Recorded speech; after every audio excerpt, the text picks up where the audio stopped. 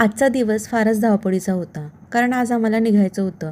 कुठे ते पुढे सांगते. आधी लवकर उठून सकाळी जेवण वगैरे बनवून घेतला. शर्विलच्या स्कूलमध्ये इंडिपेंडन्स डेचं सेलिब्रेशन होतं, म्हणून त्याला रेडी करून स्कूलला सोडलं. त्यानंतर घरी आले आणि आज स्वतःसाठी म्हटलं 15 मिनिट तरी काढायचेच, म्हणून पटकन स्किन केअर केलं आणि चारकोल मास्क लावून घेतलं. मास्क लावलाच आहे तर म्हटलं चला नवऱ्याला थोडं घाबरूयात, पण ते म्हणतात तुला विना मास्कचं पण मी घाबरतो. मास्क सुकत होता तोपर्यंत पॅकिंगला सुरुवात केली, कारण आम्हाला जायचं होतं माझ्या सासरी, कारण आमच्याकडे होता एक प्रोग्राम. त्यावेळेस पण आम्ही ट्रॅव्हल्सनेच जाणार होतो. माझी ऑलमोस्ट पॅकिंग झालीच होती आणि लगेच शर्विलला स्कूल मधून आणायची वेळ झाली. घरी आल्यानंतर या सगळ्या बॅग्स घरात इकडे तिकडे फिरत होत्या. म्हटलं आता झोपल्याशिवाय आता बॅगेची पॅकिंग होणे नाही. त्याला आधी खाऊ घातला आणि झोपवलं. इकडे पॅकिंग करून घेतली. काही गिफ्ट्स पॅक करायचे होते ते केले. घरातलं खराब होणारी ग्रोसरी फ्रीज मध्ये ठेवून दिली. घरातलं जे काही डिस्कार्ड करायचं होतं तेही करून पर्यंत पॅकिंग, घर आवरणं सगळा वेळ यातच गेला. ट्रॅव्हलिंग मध्ये बाहेरचं फूड अवॉइड करायचं म्हणून यांनी पनीर पास्ता बनवून घेतला आणि फायनली सगळ्या बॅग्स घेऊन आम्ही निघालो.